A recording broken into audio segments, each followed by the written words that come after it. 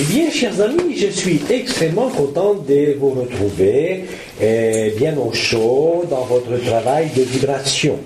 Alors, il paraît que sur Terre, c'est le 1er décembre. Vous êtes rentrés dans ce que j'avais appelé, voilà, une semaine, les calendriers de l'Avent.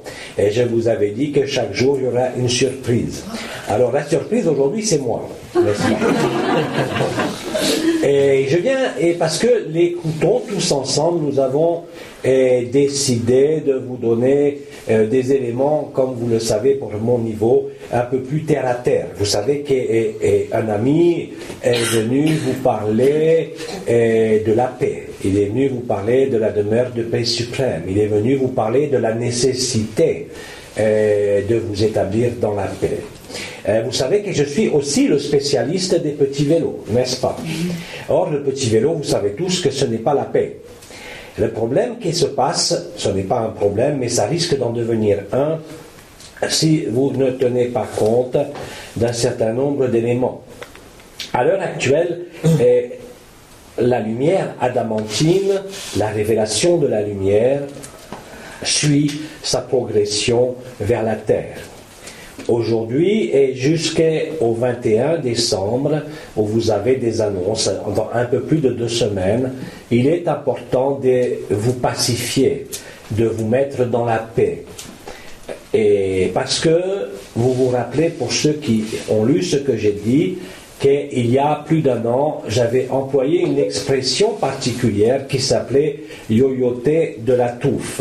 Ça veut dire que les énergies et la conscience qui arrivent à vous va entraîner, je dirais, un sursaut mental. Le mental, où que vous en soyez dans votre propre transformation, va venir mettre son grain de sel, c'est-à-dire que les vélos vont vouloir se mettre à tourner.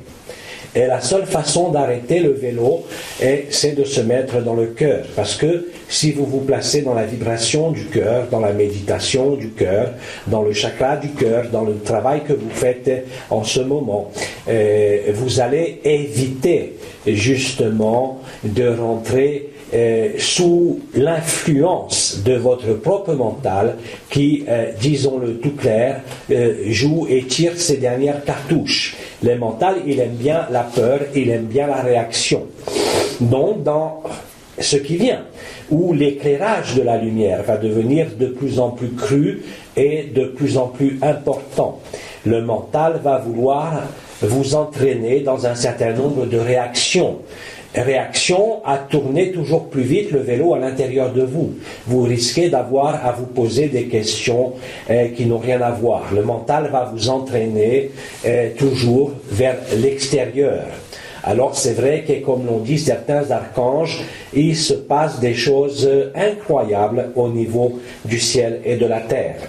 Mais l'important maintenant, c'est, indépendamment de cette observation extérieure, c'est de plus en plus d'aller vers votre intérieur, c'est-à-dire vers le soi, et méditer, vous aligner avec ce que vous êtes en vérité, percevoir les différentes vibrations existantes, méditer, vous connecter à la Merkaba interdimensionnelle, vont devenir les éléments qui vont le plus vous stabiliser par rapport à l'excitation générale extérieure, mais aussi à l'excitation de votre mental.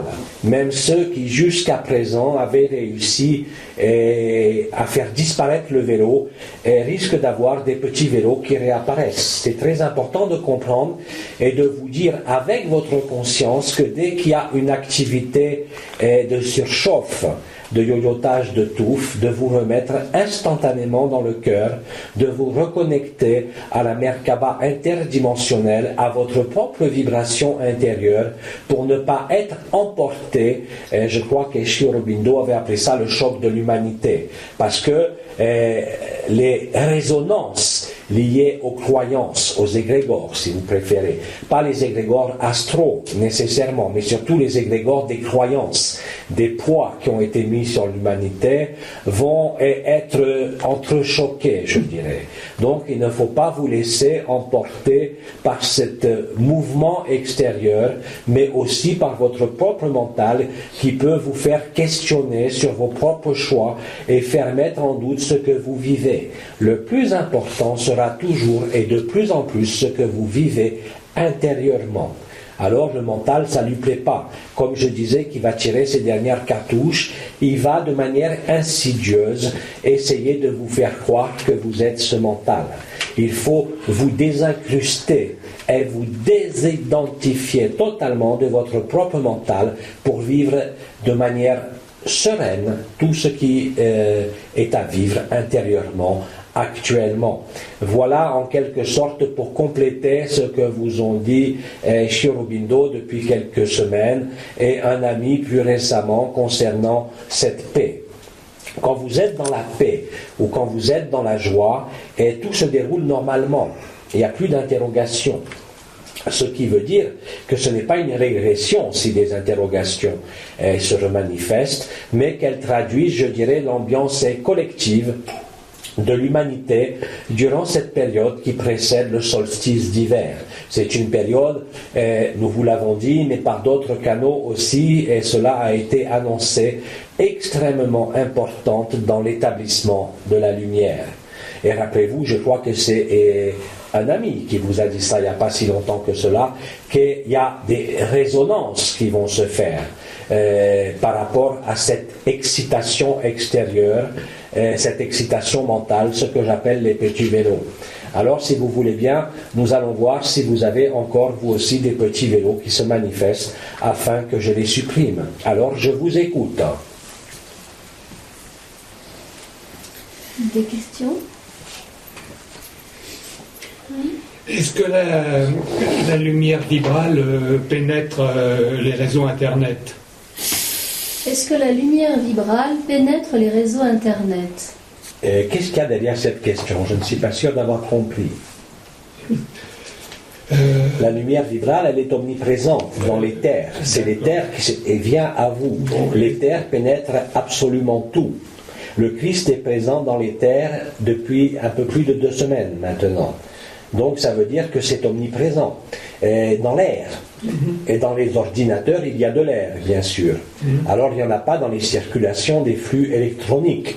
Mais donc, et sur Internet, vous allez observer, pour ceux qui s'intéressent à cela, un échauffement des manteaux et des êtres qui pensent mental sur Internet. Mais c'est normal, ça fait partie. Internet n'est que le reflet de ce qui se place au niveau de ce qui a été appelé la noosphère. Donc la noosphère est chargée d'électricité, elle est chargée de la présence christique, elle est chargée des particules adamantines. Or, votre conscience fragmentaire participe à cette noosphère. Et c'est dans cela qu'évolue votre mental, pas uniquement dans le cerveau. Et donc c'est à cela qu'il va falloir prêter attention.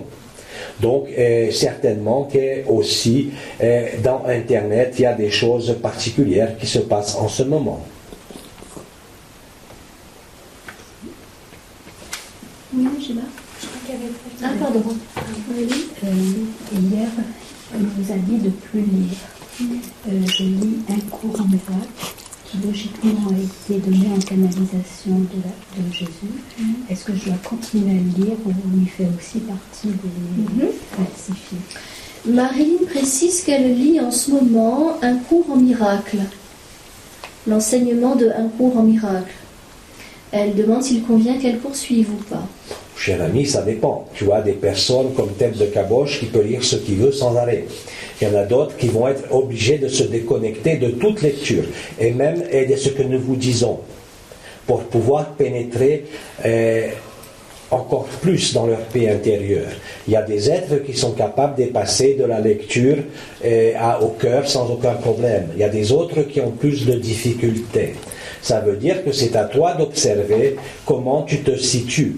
Est-ce que tu arrives à pénétrer dans ton cœur ou alors est-ce que tu as lu va venir interférer avec ta méditation, si on peut dire, et l'accès à ton cœur. Donc ça t'est strictement personnel. Mais d'une manière générale, et les circonstances climatiques sur l'Europe et surtout bientôt en France vont vous permettre de rester au repos tranquillement. Longtemps.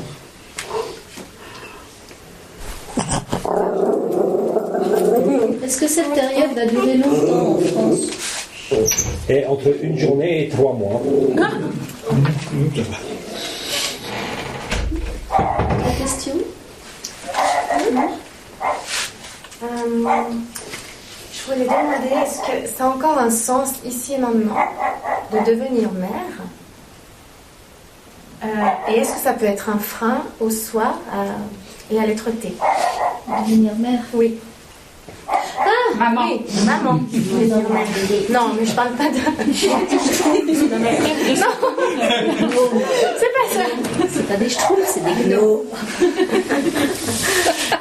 Je suis tellement branchée là-dessus que mais pourquoi on prend Non, maman.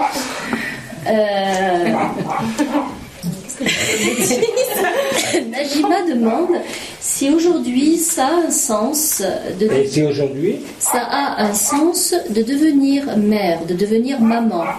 Et est-ce que le fait d'avoir un enfant aujourd'hui peut représenter au frein à l'accès au soi?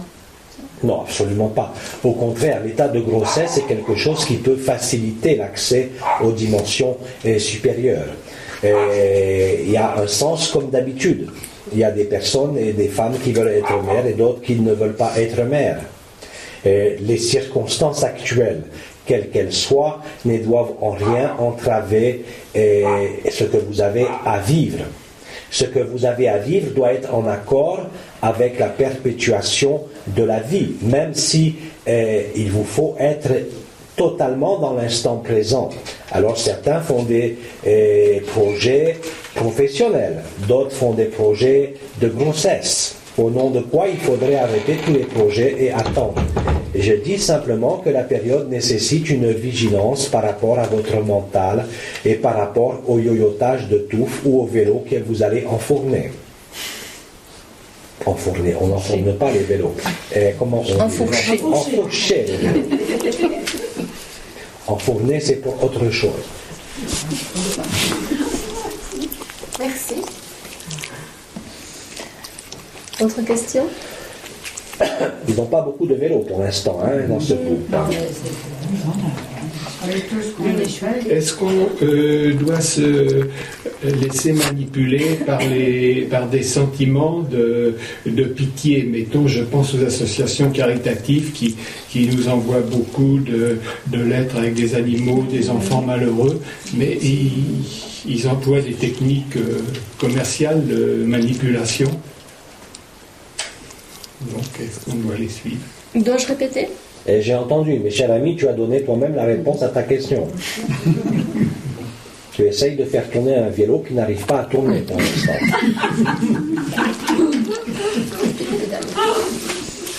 Petit joueur.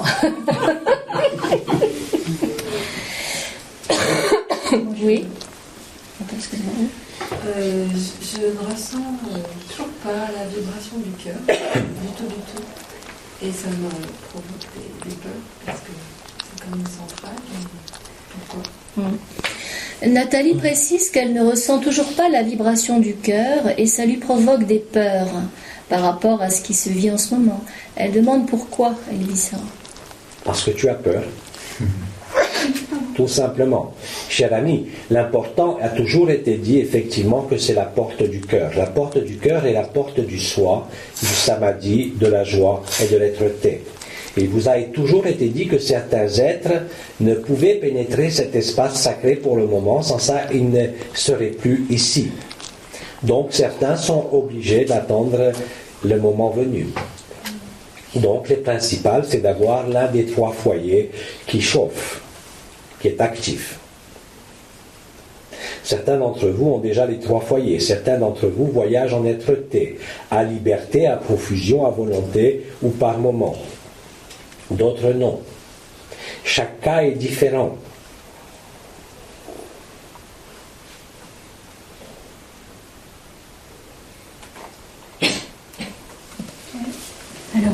je dis lapis lazuli, ça me fait des pétillements. Je voudrais savoir à quoi c'est dû, pétillement de bonheur. Oui, c'est quand je dis Brad Pitt.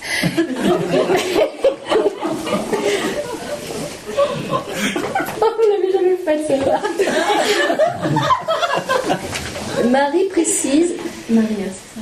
Marie précise que lorsqu'elle prononce le nom du cristal lapis lazuli, ça lui fait comme un pétillement de bonheur. Elle demande pourquoi. Le lapis lazuli est une pierre qui est présente dans de très nombreuses traditions, et en particulier, bien évidemment, en Égypte, où il était utilisé à profusion. Donc peut-être que ça réveille des bribes de mémoire anciennes. Certainement.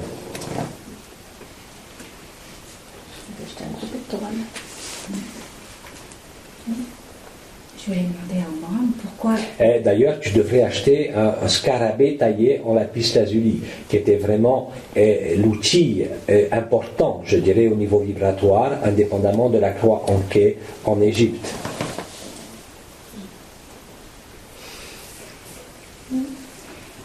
La couleur turquoise a toujours été ma couleur depuis que je suis née. C'est une couleur que je mets partout, que je porte et que j'aime, et qui me fait vibrer. Et l'autre fois, Omram m'a couvert de cette couleur également au niveau de la tête. Donc je voulais savoir si vous pouvez m'expliquer à quoi se correspondait cette teinte de cette pierre, ce cristal.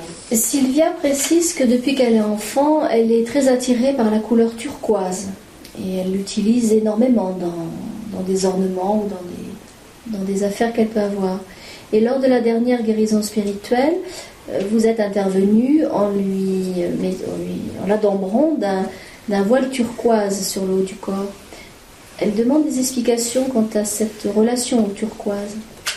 Certainement parce qu'au niveau de tes cocons de lumière, il y avait besoin de cette couleur qui était déjà une résonance forte. Donc je ne m'étais pas trompé. On peut dire que je suis pas mal. Et quelle est la signification pour la turquoise est aussi un cristal qui était utilisé dans différentes traditions, pas uniquement en Égypte, mais aussi chez les chamans amérindiens. C'est la pierre de la résurrection et de la renaissance au niveau chamanique. On me dit aussi que c'est une pierre d'un archange. Lequel ? Je ne sais pas. Cherchez. Et je ne m'occupe pas des relations diplomatiques des archanges.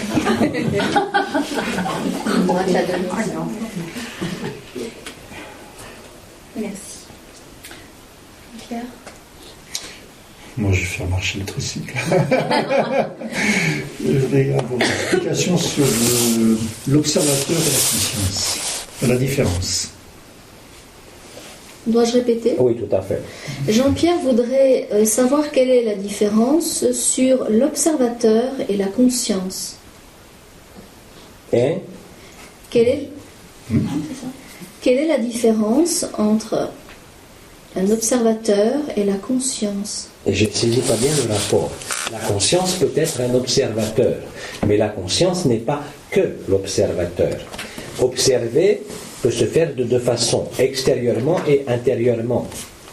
Et ce qui observe est une conscience. Il faut une conscience pour observer, n'est-ce pas? Parce que s'il n'y a rien à observer, il n'y a non plus pas de conscience, ou la conscience n'a rien à observer. Mais je ne saisis pas toujours pourquoi faire une différence entre conscience et observateur. Ça vient d'où, ça?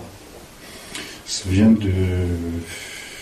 du yoga, dans le sens où on dit l'observateur reste tranquille, c'est-à-dire le témoin intérieur, tranquille. C'est en référence au cadre du yoga où l'observateur est un témoin tranquille. Oui, mais tant qu'il y a à observer, quel que soit ce que vous observez, c'est une première étape dans la voie du yoga ou de la méditation. Considérez qu'il y a un observateur qui n'est pas ce qui est vécu. Donc, mettre une distance entre ce qui est perçu et celui qui observe. C'est une forme de distanciation et non-identification en quelque sorte à ce qui est observé. Et puis vient un moment donné où il n'y a plus rien à observer, c'est-à-dire qu'il n'y a plus d'observateur, il n'y a plus non plus de conscience séparée. Il y a la réalisation d'un état vibratoire particulier qui a été appelé, je crois, la dissolution, et qui se vit de manière synchrone à ce qui est appelé la félicité pure, c'est-à-dire Sat Chit Ananda. C'est le même processus. La première étape, c'est observer ce qui effleure à la conscience. C'est la conscience elle-même qui s'observe. Mais s'observant elle-même, elle s'est extériorisée d'elle-même. C'est une étape préalable. À un moment donné, il n'y a plus observé et observateur. Il y a dissolution dans le tout. C'est à cela que vous devez arriver. C'est la crucifixion de l'ego, la mort de la personnalité, si vous préférez.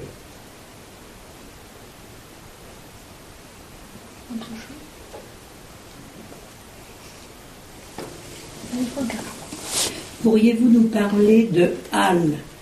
Parce que dans le protocole où on disait le temple est bâti, j'ai une voix qui m'a dit, j'avais le point Al qui palpitait beaucoup, qui me faisait même mal, et j'ai entendu c'est ta clé de voûte. C'est la clé de voûte de ton temple. Et après, moi j'ai dit avec ma moitié de neurone qui me reste, j'ai dit mais attends, Al va descendre sur le nez là. Alors comment ça se fait? Alors ils m'ont dit pour toi il restera là. Alors je sais pas ce que ça veut dire. Est-ce que plus d'os, une clé de voûte qui s'écroule, il va falloir faire un échafaudage. Alors vous pourriez me... Franca précise que c'était ce matin. Franca précise que ce matin, pendant le protocole où la phrase à répéter était « le temple est bâti », elle a ressenti très fortement le point « Al », en même temps qu'elle entendait une voix qui lui disait « ceci est ta clé de voûte » et elle restera là. C'est ça? Oui. Même si le triangle se retourne. Même si le triangle luciférien se retourne. Franca demande des éclaircissements quant à ce qu'elle a entendu. Et quel est le sens de l'éclaircissement? Parce que la phrase est claire. Ben oui, mais pourquoi il va rester là, le point Al, pour moi? Parce que j'arriverai pas à décoller. Puisque le triangle va se retourner. Et le mien, il restera toujours pareil. Et c'est plus un vélo qu'elle a, c'est un tricycle avec un vélo. Vous avez l'exemple typique d'une phrase qui est claire et après vient se rajouter une projection du mental avec le doute sur ce qui a été dit et la signification, alors que la signification ne peut être plus claire que ce qui a été dit. Au-delà de la signification, je crois avoir compris que Franca s'interroge sur pourquoi il lui a été dit que le point Al ne bougerait pas pour elle. Elle craint donc que le processus soit bloqué pour elle par rapport au retournement. Cher ami, la porte de l'être-té, c'est le cœur. Donc que le triangle luciférien ait effectivement été retourné au niveau collectif, au niveau de la Kabbale, qu'il soit retourné ou qu'il ne bouge pas dans ta tête, ne change rien à ce qui se passe dans le cœur. L'accès n'est pas lié au retournement du triangle luciférien. Il a toujours été question du cœur. Or, le cœur, c'est pas Al, c'est R. N'est-ce pas? Donc, les étoiles, on pourrait toujours discourir sur les 12 étoiles. Et je crois que si vous avez le temps, un ami vous parlera de ces choses-là bientôt, dans quelques semaines. Mais je ne vois pas bien la projection qui est faite, parce qu'il s'agit réellement d'une projection de ton mental. Vous avez l'exemple typique, quand des informations vous sont données. Elles sont données parce qu'elles sont signifiantes. Que vient faire systématiquement le mental là-dessus? Il veut s'en saisir. et ont trouvé une interprétation ou une signification ou une explication. Mais à partir du moment où il y a interprétation ou signification, c'est le jeu du mental. C'est tout, rien d'autre. Merci. On retire la remorque. Mais on garde le tricycle jusqu'à la prochaine. Hein. Autre question?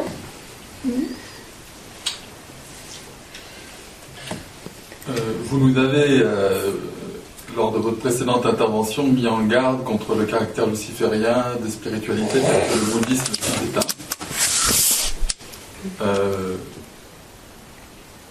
Un doute subsiste dans mon esprit sur, disons, après ce stage, j'avais prévu initialement de suivre une formation de méditation qui se déclare et qui est constituée comme dépouillée de toute croyance, mais qui est tout de même nourrie par des enseignements hindouistes et issus du bouddhisme tibétain et connectés indirectement au Dalai Lama. Je voulais savoir si agir avec détermination, c'est immédiatement décider de ne pas y participer, ou alors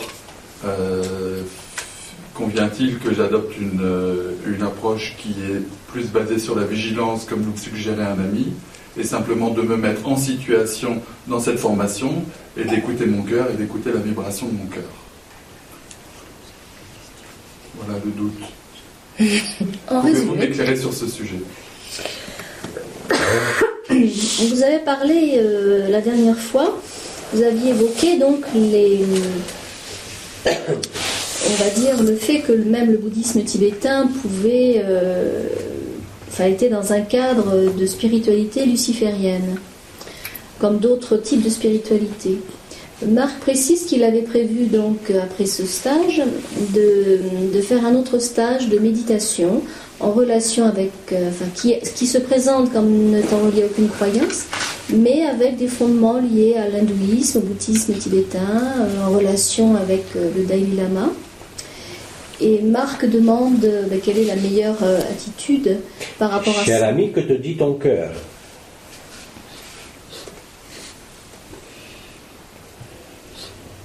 Écoute ton cœur. C'est pas parce que j'ai dit cela qui est vrai ou pas vrai, selon tes propres croyances, que ça doit influer sur ce que tu as décidé. C'est toi qui dois décider. Personne de l'extérieur ne décidera.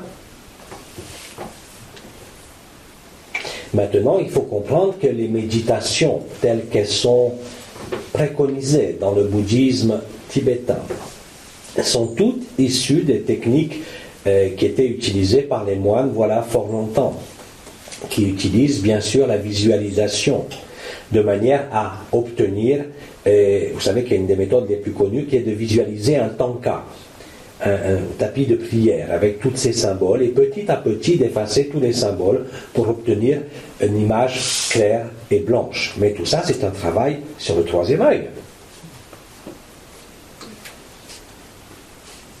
Donc, à toi de voir où tu veux aller. Mais encore une fois, il n'y a que toi qui peux prendre la décision. Une décision extérieure serait s'en remettre à une autorité extérieure. Et c'est que toi qui as l'autorité sur toi-même. Donc, à toi de faire tes choix.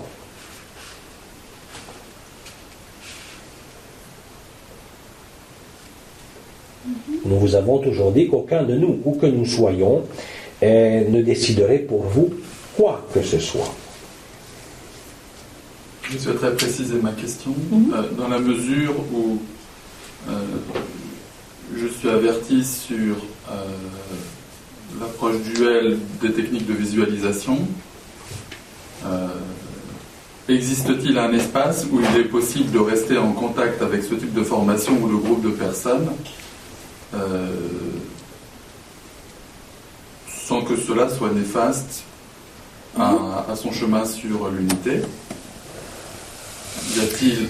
Y a-t-il possibilité de le faire si la vibration du cœur indique que c'est juste?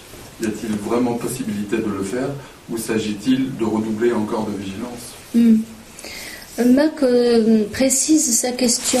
Il aimerait savoir si, tout en ayant été informé de l'aspect plutôt duel de ce genre de pratique, est-ce que malgré tout ça pourrait nuire à sa recherche d'unité si il devait participer malgré tout à ce genre de stage ou avoir des liens avec des personnes liées à ça? Cher ami, ça dépend de ta propre unité antérieure à cela. C'est le même principe pour Internet. Internet est d'essence luciférienne puisque c'est un réseau et une toile qui vous emprisonne. C'est une nouvelle matrice. Et pourtant, vous avez vraiment de la lumière sur Internet, mais vous avez aussi de l'ombre. De la même façon, si ta vibration du cœur est plus forte, tu peux te promener dans ton troisième œil, n'est-ce pas? Donc, ça dépend de ta qualité vibratoire intérieure. Et cette qualité vibratoire intérieure, il n'y a que toi qui peux la connaître parfaitement. Donc, dans certains cas, ça peut nuire à l'unité, dans d'autres cas, non. C'est la même question par rapport aux lectures.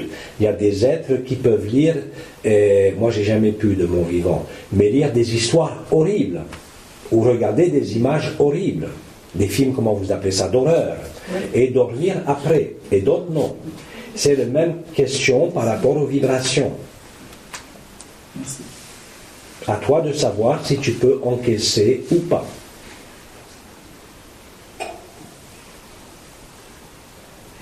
Autre chose, Marc? Autre question? Depuis plus d'1 an, je fais des rêves de bébés, de bébés sous toutes ces formes, toutes leurs formes. Je n'arrive pas à trop comprendre à quoi ça correspond. C'est des bébés en carton, des bébés en bois, des bébés en métal, toutes sortes de bébés. Ça peuple mes nuits. Anne précise que depuis 1 an, elle rêve régulièrement de bébés, mais sous différentes formes ou matières, en bois, en carton, en métal. Elle demande à quoi ça peut correspondre parce que ça a l'air d'être assez récurrent. Et le bébé, ça correspond au besoin de renaître soi-même. Ce n'est pas un rêve de grossesse, c'est le besoin de renaître soi-même. Ça peut annoncer soit une grossesse intérieure au niveau spirituel, soit un accouchement intérieur. C'est-à-dire une renaissance de soi-même à un autre état vibratoire ou à un autre état de conscience. Est-ce que ça peut être relié à la sensation de sentir comme un fœtus à l'intérieur de soi qui bouge? Est-ce que ça peut être relié à la sensation de sentir comme un fœtus à l'intérieur de soi? Oui, c'est ce qu'on appelle l'embryon spirituel. C'est comme j'avais répondu il y a à peu près 15 jours, 3 semaines sur la notion de grossesse spirituelle, c'est-à-dire de l'embryon christique. C'est d'ailleurs le mot qui correspond au 8e corps. Mais si je le ressens, vous êtes en gestation de votre Christ intérieur. Anne demande est-ce qu'il en est de même si ce ressenti est plus bas que la position du 8e corps? Oui, il faut qu'il monte. La naissance, elle ne se fait pas vers le bas, là, elle se fait vers le haut. Et l'accouchement a lieu non pas par le col de l'utérus, mais par le col de la gorge. D'accord. Donc il faut prendre soin de cette grossesse, en fait. Anne demande s'il convient de prendre soin de cette grossesse. Il faut voir avec une sage-femme.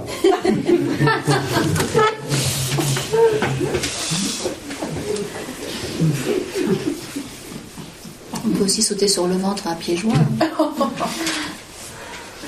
Mais l'accouchement se fait quand il est mature au niveau de la gorge, mais avant par les 8e corps.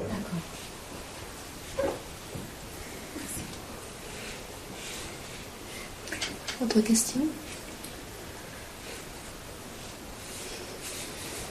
J'en ai une, mais je ne sais pas si elle a déjà été posée ou si elle mérite.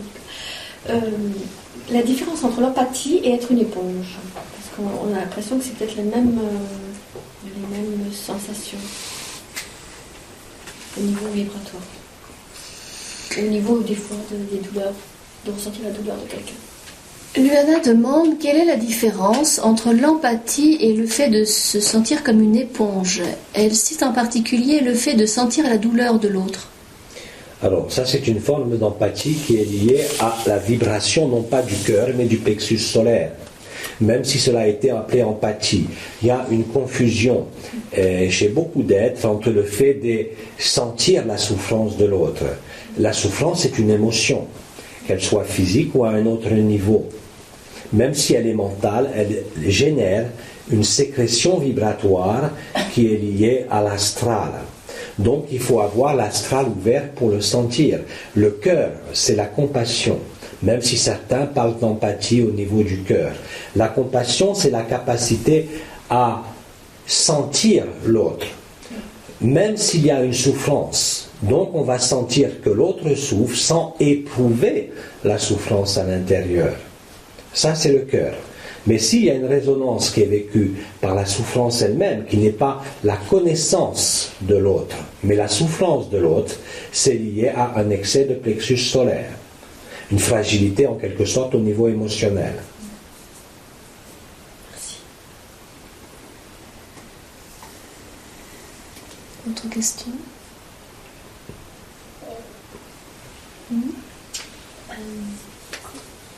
Quand on fait des exercices,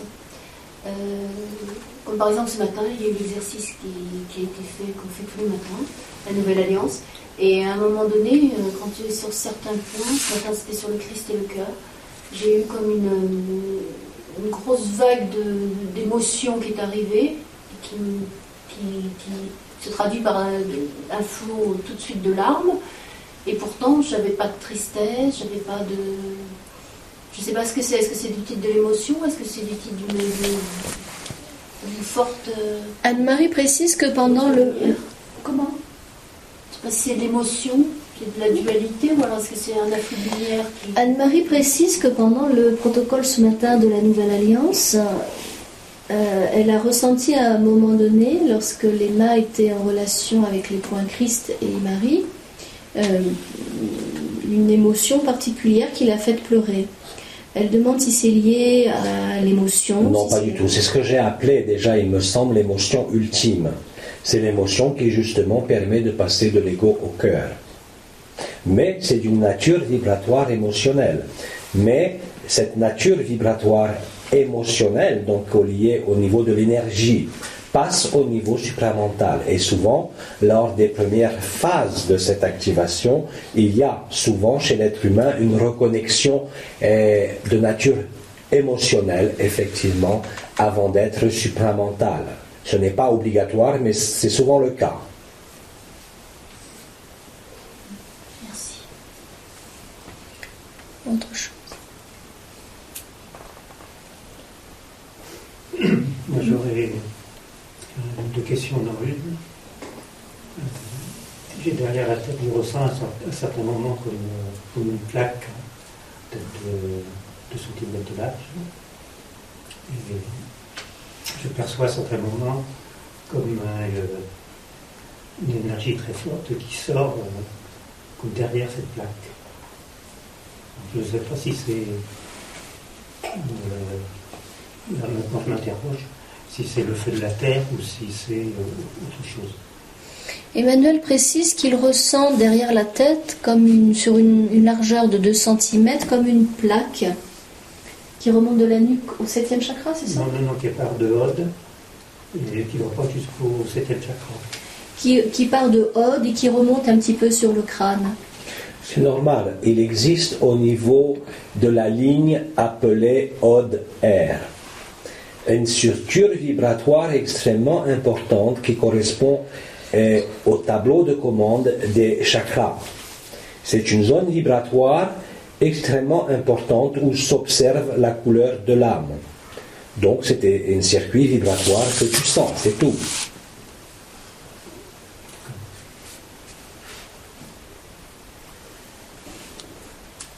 La zone basse vers Hod, et en fait au niveau de Hod, vous avez le premier chakra, la fondation.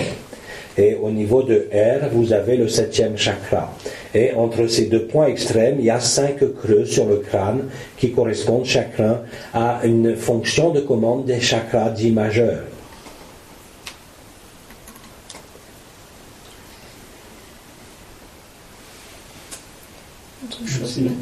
C'est une activation particulière qui se produit Emmanuel demande si ça correspond à une activation particulière. Et cher ami, si tu le sens, c'est que c'est activé. Je vous rappelle quand même qu'il y a un certain nombre de croix qui sont activées. Cela vous avait été donné par un ami, en particulier la croix de la rédemption. Vous avez 3 croix. Une croix antérieure, une croix médiane et une croix postérieure. Donc le fait de ressentir un trajet, un bout de cette croix, ou la totalité d'une croix, ou les 3 croix, correspond effectivement à une action résonante.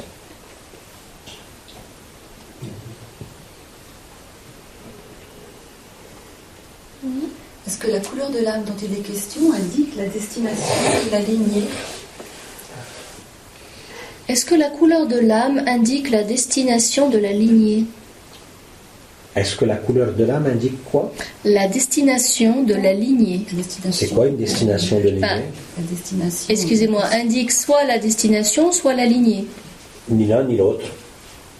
C'est la coloration de l'âme, c'est-à-dire simplement au sein de l'incarnation avec quel support vous travaillez. Rien de plus. Ça n'a rien à voir ni avec les lignées, ni avec la destination.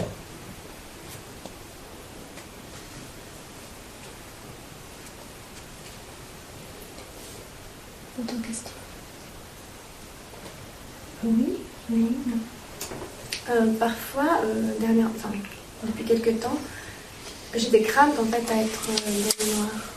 Et ça m'arrive d'allumer une petite veilleuse ou quelque chose. Donc, je sais pas, j'aurais voulu... Et depuis quelque temps. Ouais. Najima? Pas tout le temps, hein, mais ça arrive, j'ai le cœur qui bat et je sais pas. Je vais avoir chaud et j'ai besoin d'allumer une veilleuse. Najima précise qu'il lui arrive depuis quelque temps d'avoir comme des peurs nocturnes, elle a le cœur qui bat, elle a chaud, et tout d'un coup elle a peur du noir, donc elle allume une veilleuse. On demande à quoi ça correspond. Ça correspond à la mise en lumière des dernières peurs. Il n'y a pas de présences, il n'y a pas de choses comme ça. C'est juste la mise en lumière de ce qui doit s'évacuer. Rappelez-vous ce que j'ai dit. Déjà depuis cet été, mais là maintenant ça va être plus crucial. Vous allez être vous-même confronté aux dernières peurs, celles que vous n'avez pas voulu voir et qui étaient entre guillemets mises sous le tapis. Donc il n'y a rien à faire. Surtout ne pas s'identifier à cette peur. Tu n'es pas cette peur. Le but de la peur, c'est de vous faire croire que vous êtes cette peur.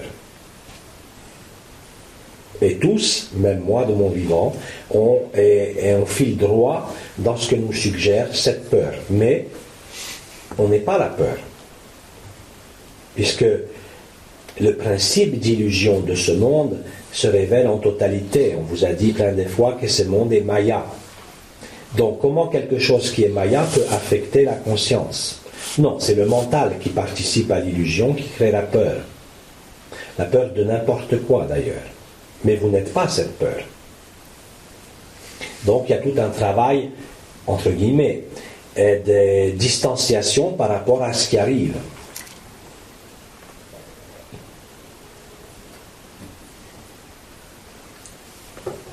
À chaque fois qu'on fait des protocoles, j'ai l'impression que j'ai les mains qui pétillent. Et je voulais... Moi, avant, je faisais un Reiki, j'ai laissé tomber. Le Reiki, c'est pas la même sensation. Je suis malade. Est-ce que je peux me soigner avec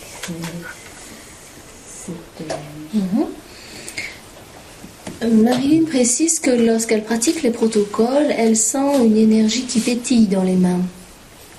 Elle demande si elle peut s'appliquer cette énergie sur elle-même en quelque sorte, puisqu'elle elle est malade. Est-ce que ça peut être appliqué dans une voie de guérison? Tout à fait, cher ami.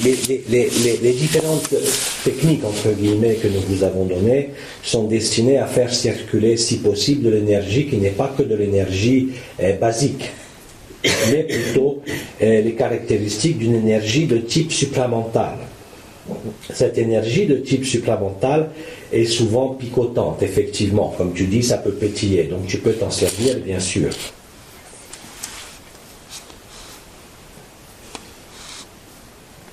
Autre chose? Franca. peut-être pas. Lorsque l'on détecte, par exemple, qu'on est victime de nos peurs ou d'autres choses, est-ce qu'il faut vraiment travailler dessus, ou est-ce que, une fois qu'on a identifié la chose, est-ce que l'on peut demander la grâce et comment le faire et à qui éventuellement? Maurice demande, lorsqu'on est victime d'une peur, est-ce qu'il convient de faire quelque chose de particulier, de travailler sur cette peur, ou simplement, au moment où elle apparaît, de demander la grâce par rapport à cette peur, et si oui, à qui et comment? Cher ami, ni l'un ni l'autre. Comme j'ai dit que vous n'êtes pas cette peur. Si vous voulez agir sur cette peur, ça la considérer quelque part qu'elle vous appartient, n'est-ce pas? Donc la peur n'a pas à être identifiée à vous-même, mais ça nécessite aussi un principe qui est celui-là, c'est-à-dire de ne pas vouloir agir contre. Agir contre quelque chose qui est en plus du domaine psychologique. C'est pas pareil que d'avoir une douleur ou une maladie et de demander à la lumière vibrale. La peur n'est pas vous. En particulier, la peur est un élément particulier qui est sécrété par le mental. C'est pas pareil qu'une maladie, parce que la maladie peut être considérée comme une cristallisation de peur. La lumière vibrale va agir sur le corps physique, parce que c'est constitué dans le corps. Mais une peur qui apparaît comme ça, si vous lui donnez de l'attention et de l'intention, vous allez la renforcer, que vous le vouliez ou non. Et si vous décidez de faire appel à la lumière vibrale sur la peur, vous déviez la lumière vibrale vers un principe de dualité. Quand j'ai parlé de non-identification à la peur, c'est tout à fait cela.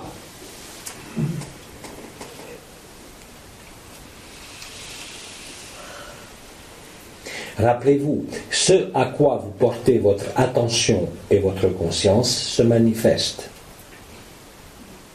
C'est la loi d'attraction et de résonance. Elle est totale en ce moment. Ceux qui ont des peurs, si vous pensez à vos peurs durant cette période, vous allez voir qu'elles vont se manifester.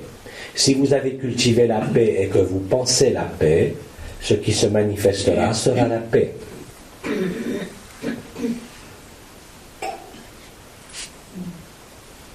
C'est très important si nous avons les uns et les autres insisté sur les 4 piliers, ici et maintenant, l'attention et l'intention.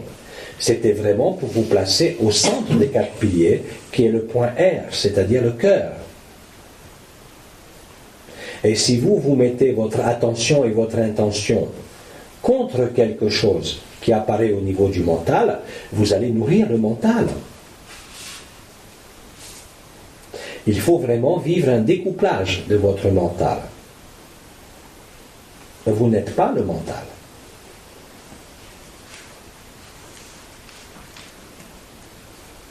Je préférerais que vous disiez « je suis cet amas de cellules parce que je l'habite » et que la lumière vibrale pénètre dans les cellules, dans l'ADN, elle transforme votre ADN. Mais elle ne peut pas pénétrer dans le mental. Le mental est totalement imperméable à la lumière vibrale, puisqu'il appartient à cette matrice et qui doit être déconstruit. Il y a une différence. Une différence qui n'est pas minime, elle est majeure.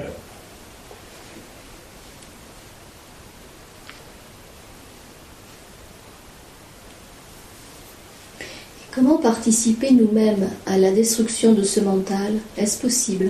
Surtout pas.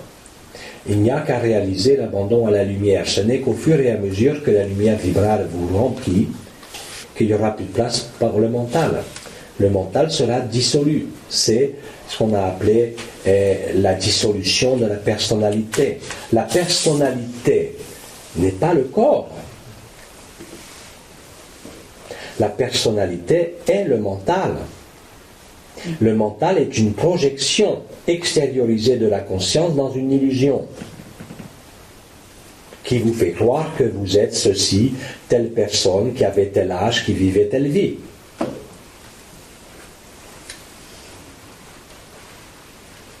La lumière vibrale vous sort de cette illusion.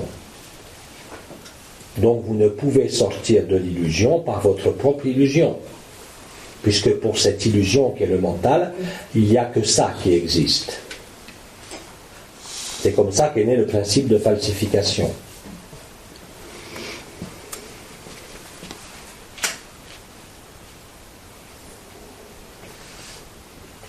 Le paradoxe, c'est que vous devez rester lucide et conscient de la vie.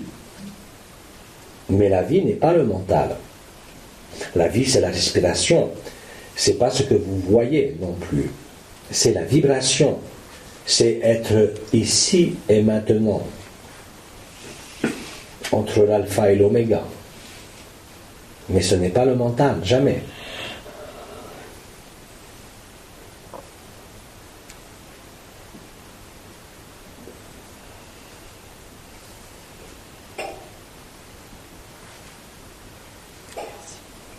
Alors, je conçois que ça soit beaucoup plus facile à réaliser, par exemple, pour les peuples orientaux, qui ont cette culture déjà omniprésente, qui est loin d'être omniprésente en Occident, et surtout, c'est les Français. Parce que les peuples occidentaux, et en particulier les Français, se sont identifiés à leur raison.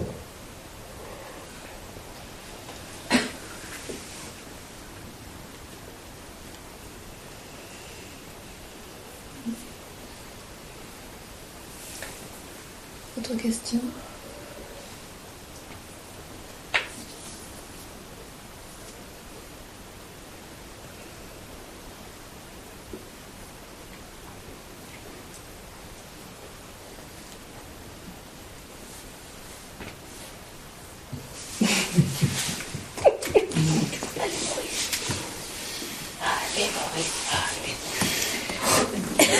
C'est vachement intéressant ça. Si je comprends bien, donc c'est la disparition de l'antakarana. Est-ce que tout ceci correspond à la disparition, dissolution de l'antakarana? J'ai rien compris. Est-ce que tout ceci, en fait, revient à la disparition ou à la dissolution de l'antakarana? Ça veut dire quoi? Ça veut rien dire. Dans le Samkhya, l'antakarana est la structure mentale. Dans le Samkhya, l'antakarana est la structure mentale. Certainement pas. L'antakarana est un pont de lumière. C'est de la corde céleste. L'antakarana n'a strictement rien à voir avec le mental. Je ne sais pas d'où ça sort, ce truc-là. Mais oui, Ou alors c'était un penseur fou oriental qui a assimilé l'antakarana au mental. Mais l'antakarana est une structure vibratoire, corde céleste, pont de lumière. Ça n'a rien à voir avec le mental. Jamais le mental ne construit un pont de lumière.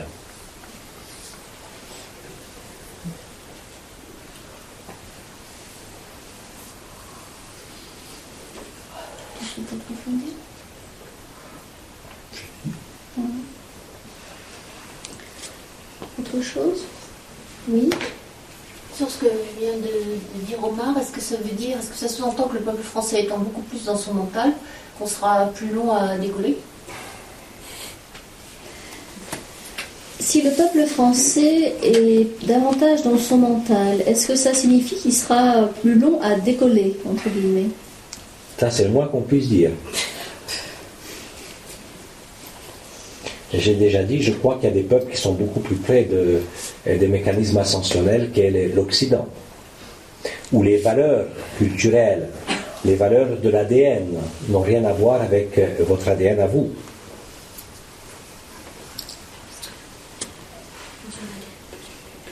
Pardon? Ils ont un ADN plus évolué. Est-ce que ça signifie qu'ils ont un ADN plus évolué? Qui?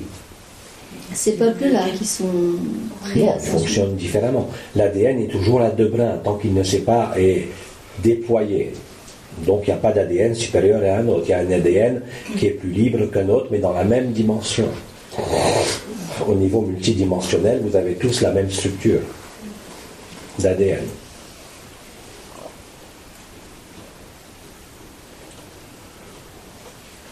Autre chose? Est-ce qu'il est juste quand on se concentre sur l'alpha et l'oméga, c'est ce qui est mon cas, que l'oméga déclenche automatiquement une vibration dans le cœur? J'ai l'impression que ces deux points sont complètement reliés. Sylvia demande s'il est juste ou comment ça se fait que lorsqu'elle se concentre sur alpha et oméga, la concentration sur oméga en particulier entraîne une activation du cœur. Parce que tout est interrelié. Maintenant, si vous voulez, comme les nouveaux corps sont en train de s'activer de plus en plus, vous avez des gens qui vont par exemple travailler sur le 12e corps. Ils vont sentir l'activation du 12e corps. Et en même temps, le cœur s'active. Heureusement, c'est tant mieux. Parce que l'alpha et l'oméga est une résonance de R qui est au milieu. Et quand on va d'alpha à oméga, même sur les points odd et les points les plus hauts, ça passe aussi par le cœur. Le cœur est le point central de tout ça.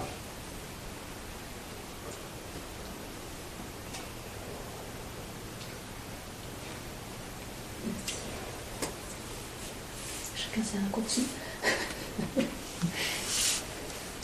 Autre chose?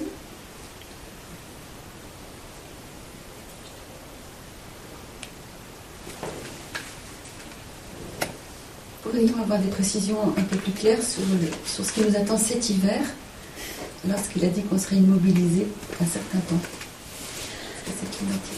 Est-ce que vous pourriez nous donner davantage de précisions sur ce que vous avez appelé le fait d'être immobilisé pendant cet hiver? En France. En France. Il n'y a pas qu'en France. C'est simplement les modifications climatiques que j'avais annoncées il y a très longtemps. Et pour ceux qui ont allé fouiller dans les archives, je dirais. En 2005, j'avais annoncé que la vague de froid signifierait beaucoup de choses. Et la vague de froid, qu'est-ce qu'elle fait? Elle paralyse. Elle immobilise. Il n'y a pas grand-chose qui fonctionne quand vous avez un froid polaire ou sibérien, n'est-ce pas? Donc c'est pour cette année? C'est pour ce décembre ou bien l'hiver qui suit? Vous estimez que ce froid arrivera à quelle période? Et je ne suis pas météorologue, mais vous y êtes.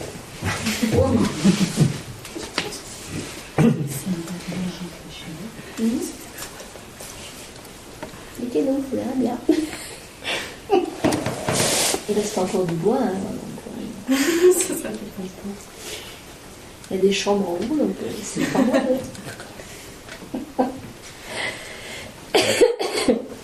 Autre question? Je crois que c'est une question qui a été posée déjà, mais bon, j'en suis pas très sûre. Et dans ce cas-là, alors que faire pour traverser cette période le mieux possible, quoi? Que faire pour traverser cette période de froid le mieux possible? Rester au chaud.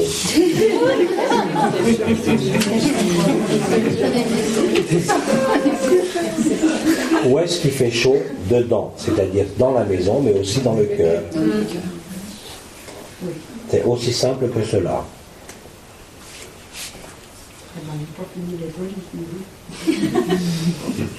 Dans le cœur. Autre question? Voilà. Je suis ennuyée encore avec nos questions. Comment? Le pauvre, il doit être mort de rire à l'intérieur avec nos questions. Luana demande si vous n'êtes pas mort de rire à l'intérieur avec nos questions. Non, non, je suis là pour ça. Merci. C'est un pédagogue, n'oublie pas. Je voulais le remercier pour... Mais on rit bien quand je remonte là-haut et que je le rappelle.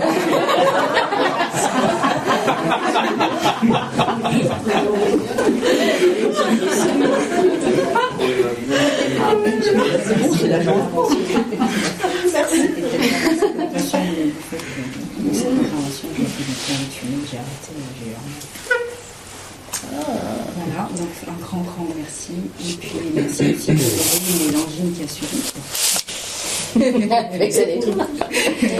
Sylvia vous remercie de votre intervention. Il semblerait qu'après, elle ait arrêté de fumer en fait. Voilà, donc elle voulait vous remercier pour votre intervention. C'est une très bonne chose d'arrêter de fumer, surtout maintenant. De toute façon, ça va être dur d'aller chercher le paquet de cigarettes. Hein. C'était ça ma question. Et apparemment, elle a enchaîné sur une angine ou une rhinopharyngite. Est-ce que c'est lié à ça? Oui, c'est une élimination du tabac. Et puis quand on a mal à la gorge, on ne peut pas fumer, c'est très bien. Par rapport à cette élimination, est-ce qu'il y a quelque chose pour accompagner? Non, tout est bien comme ça.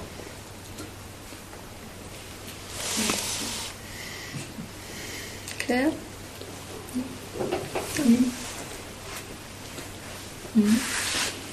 Puisqu'on est dans les questions de santé, du fait que Oma voit les cocons, est-ce qu'il pourrait m'expliquer ce qui se passe avec mon système digestif qui fait uniquement ce qu'il veut? Michel demande si vous pouviez voir dans ces cocons de lumière ce qui se passe au niveau de ses voies digestives qui, comme elle dit, font ce qu'elles veulent. Mon cher ami, c'est très simple. Ton système digestif ne fait qu'illustrer qu'il n'a plus besoin de travailler. Ça veut dire quoi? Qu'idéalement, tu n'as plus besoin de manger.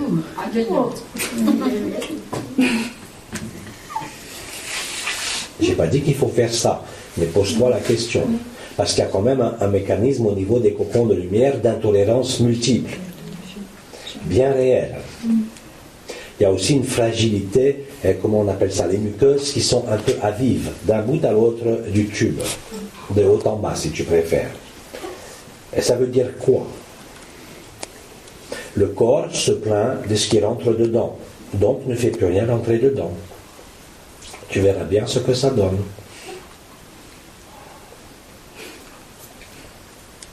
De toute façon, en rentrant dedans, il n'y aura plus besoin de manger.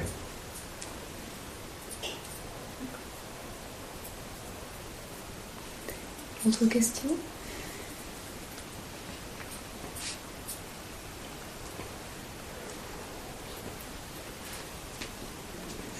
Nous n'avons plus de questionnement. Nous vous remercions. Alors, chers amis, je vous remercie d'avoir fait tourner les vélos et je vais en avoir quelques-unes d'excellentes à raconter à mes amis. Quant à moi, je vais vous souhaiter des très good vibes et une bonne continuation dans cet espace. Et je vous dis, j'espère à très bientôt parce que j'adore être avec vous, même si vous n'avez pas beaucoup de vélos, mais on va les faire tourner un peu plus vite la prochaine fois, c'est promis. Et je vous dis à très bientôt et toutes mes bénédictions et tout l'amour des Melchizedek vous accompagnent. Et good vibes et bonne route vers votre cœur. À très bientôt. Merci.